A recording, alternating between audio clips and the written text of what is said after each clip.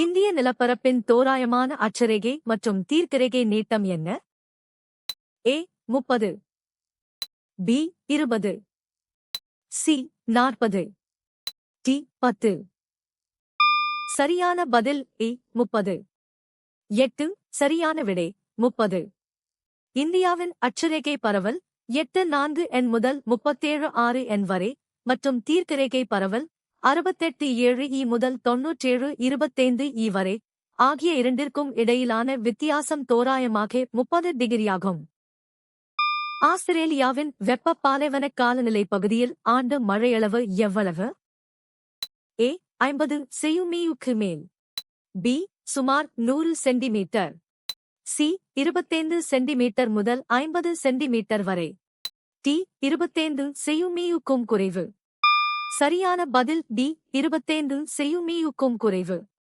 ஆஸ்திரேலியாவின் மத்திய மற்றும் மேற்கு பகுதிகளில் உள்ள வெப்ப பாலைவனங்கள் ஆண்டுக்கு 25 செயுமிக்கும் குறைவான மழையையே பெறுகின்றன. இங்கு ஆவியாதல் விகிதம் மழைப்பொழிவை விட அதிகமாக இருப்பதால் வறண்ட நிலை நிலவுகிறது. வானிலையின் அறிவியல் பூர்வமான ஆய்வு என்னவென்று அழைக்கப்படுகிறது? ஏ புவியியல் ஜியாலஜி, பி காலநிலையியல் கிளைமேட்டாலஜி, சி வானிலையியல் மெட்டீரியாலஜி, டி நீரியல் ஹைட்ரோலஜி. சரியான பதில் சி வானிலையியல் மெட்டீரியாலஜி. சரியான விடை சி சோகஸ்மேலி. வானிலையியல் என்பது வளிமண்டலத்தின் குறுகிய கால மாற்றங்களான வெப்பநிலை, மழைப்பொழிவு மற்றும் காற்றழுத்தம் ஆகியவற்றை அறிவியல் பூர்வமாக ஆய்வு செய்வதாகும். இது வானிலை முன்னறிவிப்புகளுக்கு பெரிதும் உதவுகிறது. எந்த காரணி மக்களை தங்கள் விருப்பத்திற்கு எதிராக ஒரு இடத்திலிருந்து வெளியேற கட்டாயப்படுத்தலாம்? ஏ திருமணம் மேரேஜ், பி சாகுபடி கல்டிவேஷன், சி ஓய்வு ரிட்டையர்மெண்ட், டி போர் வார். சரியான பதில் டி போர் வார். சரியான விடை டி சோகஸ்மெலி. போர் மற்றும் உள்நாட்டு மோதல்கள் மக்களின் உயிருக்கு அச்சுறுத்தலை ஏற்படுத்தி அவர்களை வலுக்கட்டாயமாக அகதிகளாக வெளியேறச் செய்கின்றன. இது ஒரு உந்து காரணி புஷ் ஃபேக்டர் என்று அழைக்கப்படுகிறது. எந்த பல்லுயிர் வாழிடம் ஆசியா, கனடா மற்றும் ஐரோப்பாவின் வடக்கு பகுதிகளை உள்ளடக்கியது? ஏ காடு ஃபாரஸ்ட், பி பாலைவனம் டெசர்ட், சி தூந்திரம் டண்ட்ரா, டி புல்வெளி கிராஸ்லாண்ட். சரியான பதில் சி தூந்திரம் டண்ட்ரா. தூந்திர பல்லுயிர் வாழிடம் ஆசியா, கனடா மற்றும் ஐரோப்பாவின் வடமுனை பகுதிகளில் காணப்படுகிறது. இங்கு நிலம் எப்போதும் உறைந்த நிலையில் பெர்மஃப்ராஸ்ட் இருக்கும். இங்கு மிக குறைந்த வெப்பநிலையும் குறைந்த தாவர வளர்ச்சியும் காணப்படும். அட்லஸ் மலைத்தொடரின் மிக உயரமான சிகரம் எது? ஏ கேமரூன் மலை mount Cameroon, B Toubkal Toubkal, C Kilimanjaro மலை mount Kilimanjaro, D Emi Koussi Emi Koussi. சரியான பதில் பி டூக்கல் டாப்கல். சரியான விடை பி சோகஸ்மேலி. அட்லஸ் மலைத்தொடரின் மிக உயரமான சிகரம் டூக்கல் டாப்கல் ஆகும். இது மொராக்கோ நாட்டில் அமைந்துள்ளது. இதன் உயரம் சுமார் 4167 மீட்டர்கள் ஆகும். எந்த பருவத்தில் சூரியனின் செங்குத்து கதிர்கள் தீபகற்ப இந்தியாவின் மீது விழுகின்றன? ஏ கோடைக்காலம் சம்மர் சீசன், பி குளிர்காலம் விண்டர் சீசன், சி இலையுதிர்காலம் ஆட்டம் சீசன், டி பருவமழைக்காலம் மான்சூன் சீசன். சரியான பதில் டி பருவமழைக்காலம் மான்சூன் சீசன். சரியான விடை டி சோகஸ்மேலி. தென்மேற்கு பருவமழைக்காலத்தின் தொடக்கத்தில் சூரியனின் செங்குத்து கதிர்கள் தீபகற்ப இந்தியாவின் மீது விழுகின்றன. இது ஜூன் மாதத்தில் கடகரேகையை நோக்கி சூரியன் நகர்வதால் ஏற்படுகிறது. ஆஸ்திரேலியாவின் வடக்கு கடலோர பகுதி எந்த வகை காலநிலையை கொண்டுள்ளது? ஏ துந்திரா வகை டண்ட்ரா டைப், பி பாலைவன வகை டெசர்ட் டைப், சி பருவமழை வகை மான்சூன் டைப், டி மத்திய தரைக்கடல் வகை மெடிட்டரேனியன் டைப். சரியான பதில் சி பருவமழை வகை மான்சூன் டைப். சரியான விடை சி சோகஸ்மேலி. ஆஸ்திரேலியாவின் வடக்கு கடற்கரை பகுதி வெப்பமண்டல பருவமழை காலநிலையை கொண்டுள்ளது. இங்கு கோடையில் அதிக மழையும் குளிர்காலத்தில் வறண்ட வானிலையும் நிலவுகிறது. இது இப்பகுதியின் புவியியல் அமைப்பால் பருவக்காற்றுகளின் தாக்கத்திற்கு உள்ளாகிறது.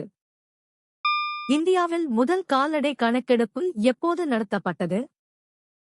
ஏ 1919, பி 1909, சி 1929, டி 1939. சரியான பதில் ஏ 1919. இந்தியாவில் முதல் கால்நடை கணக்கெடுப்பு 1919 முதல் 20 வரை ஆம் ஆண்டில் நடத்தப்பட்டது. இது நாட்டின் கால்நடை வளங்களை முறையாக கணக்கிடும் முதல் முயற்சியாகும். 1909 இல் இத்தகைய முறையான கணக்கெடுப்பு தொடங்கப்படவில்லை. 1929 என்பது அடுத்தடுத்த கணக்கெடுப்பு காலங்களில் ஒன்றாகும். உலகின் மிகவும் அறியப்பட்ட வெப்ப நீரூற்று ஓல்டு ஃபெய்த்ஃபுல் எங்கு அமைந்துள்ளது? A Alberta, Canada, Alberta, Canada. B Bihar, India, Bihar, India. C Arkansas, America, Arkansas, USA. D Wyoming, America, Wyoming, USA. சரியான பதில் D Wyoming, America, Wyoming, USA. 7 சரியான விடை. ஓல்டு ஃபெய்த்ஃபுல் என்பது அமெரிக்காவின் வயோமிங் மாகாணத்தில் உள்ள எல்லோஸ்டோன் தேசிய பூங்காவில் அமைந்துள்ள உலகின் மிகவும் பிரபலமான வெப்ப நீரூற்று ஆகும். பின்வருவனவற்றில் எது ஒரு கரிம படிவு பாறைக்கு எடுத்துக்காட்டு? A granite, granite. B basalt, basalt. C சுண்ணப்பாறை, சாக். டி பளிங்கு, மார்பிள். சரியான பதில் சி சுண்ணப்பாறை, சாக். சரியான விடை சி சோகஸ்மெலி சுண்ணப்பாறை, சாக் என்பது கடல்வாழ் உயிரினங்களின் எச்சங்கள் மற்றும் ஓடுகள் பல மில்லியன் ஆண்டுகளாக படிந்து உருவான ஒரு கரிம படிவு பாறையாகும். இது கால்சியம் கார்பனேட் தாதுவை முதன்மையாக கொண்டுள்ளது. நீரியல் சுழற்சியில் பெருங்கடல்களில் இருந்து வளிமண்டலத்திற்கு நீர் கொண்டு செல்லப்படும் செயல்முறை என்ன? ஏ ஆவியாதல் நீராவி போக்கு, எவாபோட்ரான்ஸ்பிரேஷன். பி ஊடுருவல், இன்ஃபில்ட்ரேஷன். சி மழைப்பொழிவு, பிரிசிபிடேஷன். டி ஒடுக்கம், கண்டென்சேஷன். சரியான பதில் ஏ ஆவியாதல் நீராவி போக்கு, எவாபோட்ரான்ஸ்பிரேஷன். 8 ஆவியாதல் மற்றும் நீராவி போக்கு, எவாபோட்ரான்ஸ்பிரேஷன் மூலம் நீர் நிலப்பரப்பு மற்றும் பெருங்கடல்களில் இருந்து வளிமண்டலத்திற்கு நீராவியாகச் செல்கிறது. இது நீரியல் சுழற்சியின் முதல் மற்றும் மிக முக்கியமான நிலையாகும். நகர்ப்புறங்களில் வீட்டுவசதிக்கான இடப்பற்றாக்குறை மற்றும் அதிகரித்து வரும் நில விலைகளின் விளைவு என்ன? ஏ அதிகரித்த பசுமை பகுதிகள். பி மேம்பட்ட உள்கட்டமைப்பு. சி பூங்காக்களின் உருவாக்கம். டி குடிசை பகுதிகளின் உருவாக்கம். சரியான பதில் டி குடிசை பகுதிகளின் உருவாக்கம். 1 நகர்ப்புறங்களில் நிலத்தின் விலை அதிகமாக இருப்பதாலும் போதிய இடவசதி இல்லாததாலும் ஏழை மக்கள் நெருக்கடியான பகுதிகளில் வசிக்க நேரிடுகிறது. இதுவே குடிசை பகுதிகள் உருவாக முக்கிய காரணமாகிறது. 2 பிலாயில் உள்ள ஹிந்துஸ்தான் ஸ்டீல் லிமிடெட் HSL உடன் எந்த நாடு ஒத்துழைத்தது? A Russia, Russia. B Germany, Germany. C Japan, Japan. D America, United States. சரியான பதில் ஏ ரஷ்யா, ரஷ்யா. சரியான விடை சத்தீஸ்கர் மாநிலத்தில் உள்ள பிலாய் இரும்பு எஃகு ஆலை 1955 இல் சோவியத் யூனியனின் தற்போதைய ரஷ்யா தொழில்நுட்ப உதவியுடன் நிறுவப்பட்டது. இது இந்தியாவின் 2வது ஐந்தாண்டு திட்டத்தின் கீழ் தொடங்கப்பட்ட முக்கிய கனரக தொழிற்சாலையாகும். வெள்ளப்பெருக்கு ஏற்பட்ட நதியால் தொடர்ந்து படிவு ஏற்படுவதால் ஆற்றங்கரைகளின் உயரம் அதிகரிக்கும் போது என்ன உருவாகிறது? ஏ கழிமுகங்கள், ஏஸ்டூரீஸ். பி லெவிக்கள், லெவீஸ். சி குடக்குழிகள், பாட்ஹோல்ஸ். டி நீர்வீழ்ச்சிகள், வாட்டர்ஃபால்ஸ். சரியான பதில் பி லெவிக்கள், லெவீஸ். 10 சரியான விடை லெவிக்கள், லெவீஸ் வெள்ளப்பெருக்கின் போது ஆறுகள் கொண்டுவரும் வண்டல் மண் ஆற்றின் கரைகளில் படிந்து இயற்கையான கரைகளை உருவாக்குவது லெவிக்கள் எனப்படும். இவை ஆற்றின் நீர்மட்டம் உயரும்போது வெள்ளம் ஊருக்குள் புகாமல் தடுக்க உதவுகின்றன. வெப்பமண்டல, துணை வெப்பமண்டல மற்றும் மித வெப்ப மண்டல பகுதிகளில் எந்த மாதங்களில் வெப்பச்சலன மழை பெய்கிறது? ஏ வசந்த மாதங்கள், ஸ்பிரிங் மந்த்ஸ். பி கோடை மாதங்கள், சம்மர் மந்த்ஸ். சி இலையுதிர் மாதங்கள், ஆட்டம் மந்த்ஸ். டி குளிர்கால மாதங்கள், winter months. சரியான பதில் பி. கோடை மாதங்கள் summer months.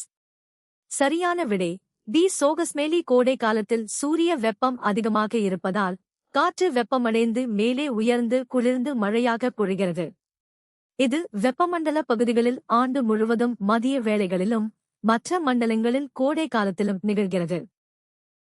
உலகில் எரிமலைகள் பொதுவாக எங்கே அமைந்துள்ளன? ஏ. உள்நாட்டு சமவெளிகள். பி. கடலோர மலைத்தொடர்கள். சி. ஆர்க்டிக் துந்திராக்கள். டி. பாலைவன பகுதிகள். சரியான பதில் பி. கடலோர மலைத்தொடர்கள். 1. உலகில் பெரும்பாலான எரிமலைகள் புவித்தட்டு எல்லைகளில், குறிப்பாக கடலோர மலைத்தொடர்களில் எயூகா, பசிபிக் நெருப்பு வளையம் அமைந்துள்ளன. தட்டுகள் ஒன்றோடொன்று மோதும் போது அல்லது விலகும் போது ஏற்படும் அழுத்தத்தால் எரிமலைகள் உருவாகின்றன.